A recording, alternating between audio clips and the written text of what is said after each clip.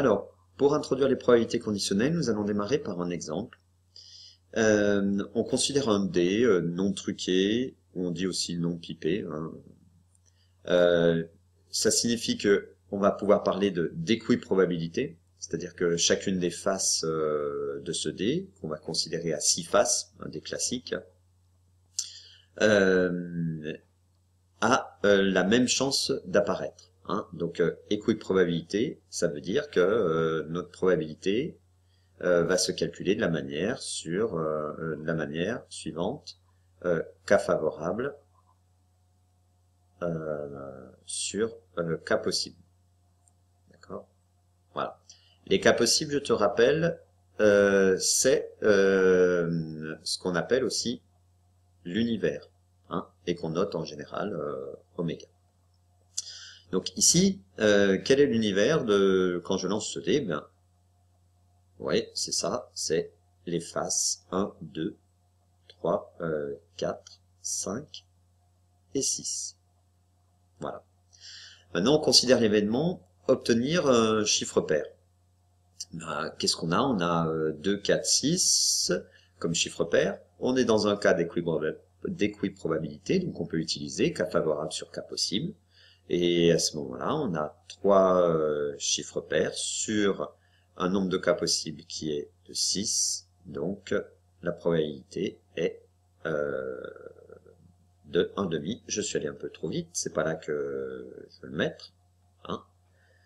C'est ici.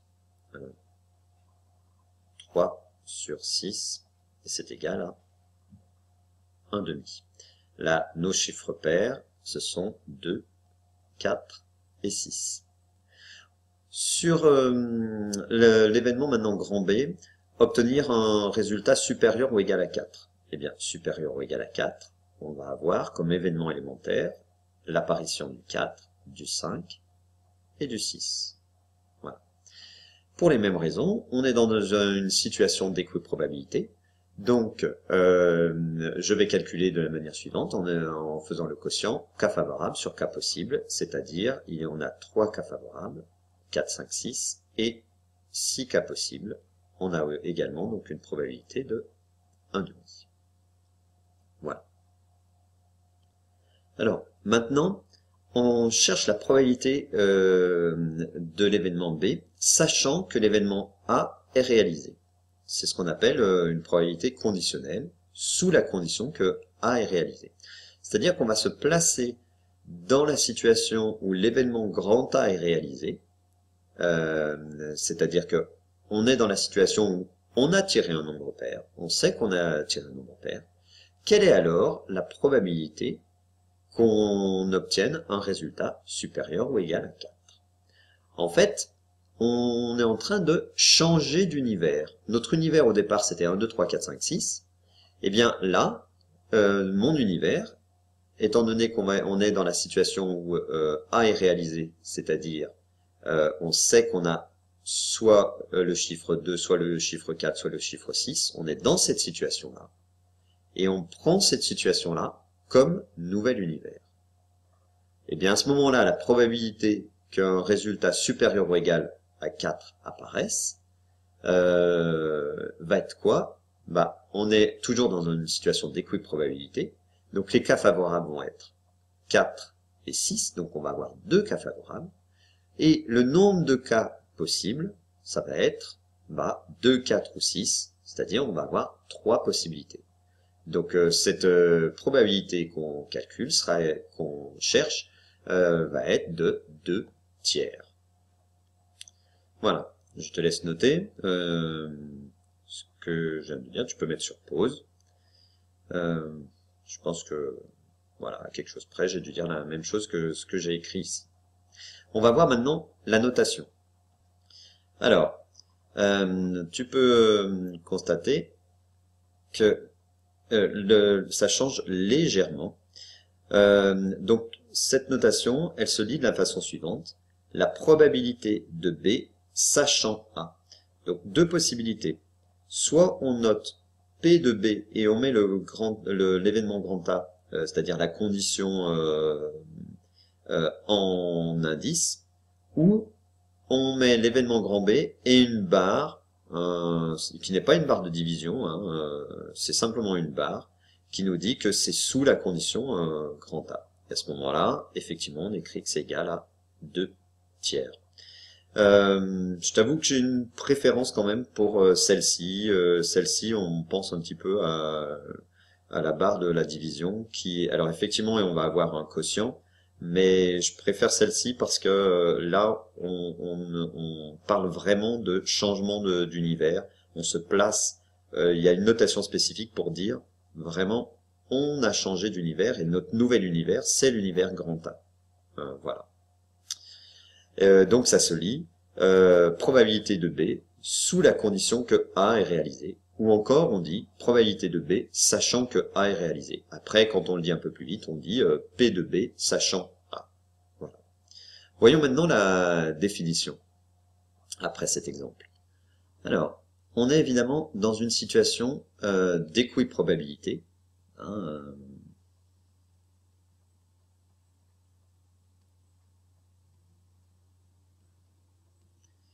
et sur un univers fini oméga. Alors, notre situation d'équiprobabilité, c'était le D, et l'univers fini, c'était 1, 2, 3, 4, 5, 6. On considère un événement grand B de probabilité non nulle. On va s'intéresser à la réalisation d'un événement grand A qui était...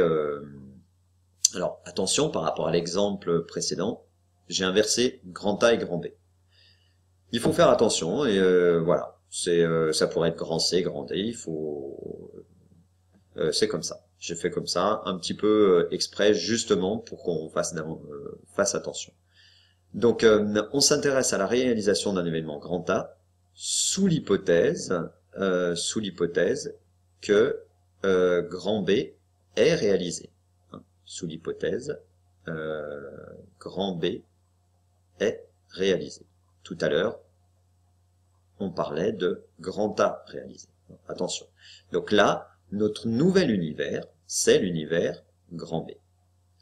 Dans ce cas, eh bien, grand A ne peut être réalisé qu'avec les éventualités communes,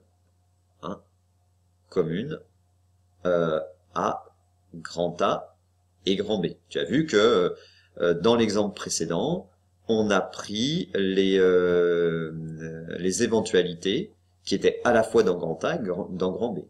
4 et 6, c'était bien supérieur ou égal à 4 et c'était pair. C'est-à-dire soit les événements grand A, inter, grand B.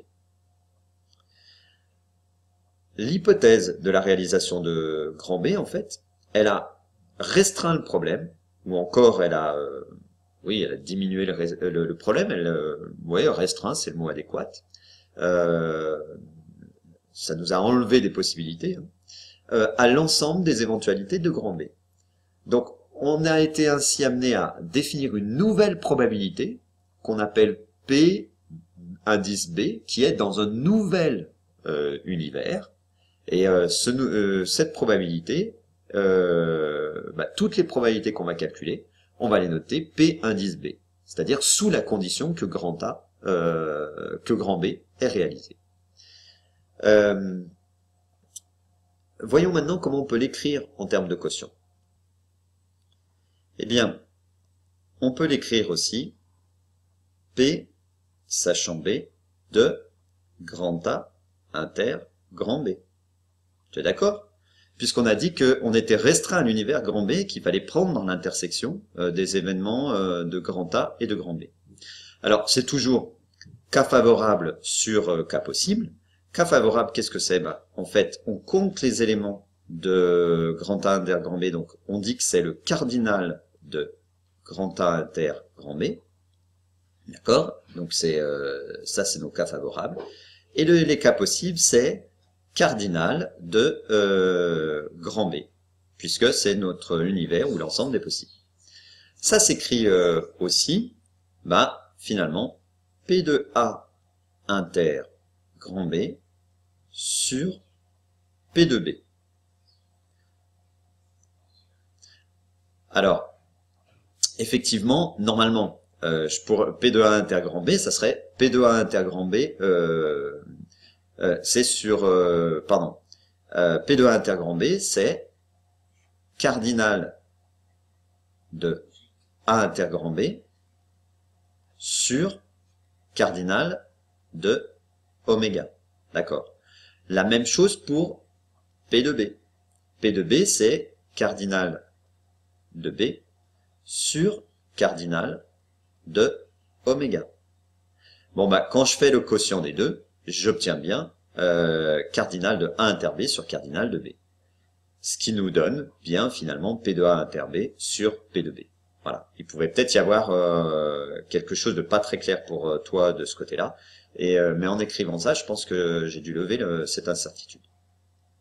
Eh bien, on va écrire la définition maintenant qui correspond à la probabilité conditionnelle. Je te la laisse prendre en note. Alors, soit B tel que P de B différent de 0, bah oui, puisqu'on va diviser ensuite par P de B. Donc, il faut que ça soit qu'on ait une probabilité non nulle. Et puis, si c'est mon univers et que j'ai une probabilité nulle, je vais pas pouvoir faire de probabilité sous la condition d'une probabilité nulle. Donc la probabilité de A sachant que B est réalisé, bah, c'est avec les notations qu'on a écrites, hein, P de A sachant B ou P de A avec un indice grand B, c'est P de A inter B sur P de B. On a aussi, alors si maintenant j'inverse la formule et que je veux P de B sachant A, comme tout à l'heure dans l'exercice avec les D, eh bien c'est P de A inter B sur P de A. On peut aussi voir cette formule peut nous permettre de calculer une intersection dans certains cas un petit peu difficiles. Eh bien, on dit qu'on inverse la formule, c'est-à-dire P de A inter B, c'est P de B sachant A fois P de A, si on utilise celle-ci, ou encore P de A sachant B fois P de B. Voilà. C'est terminé pour cette partie de cours sur les probabilités conditionnelles.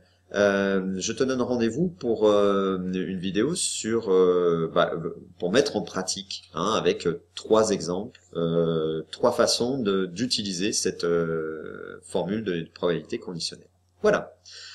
À bientôt, bon courage. Au revoir.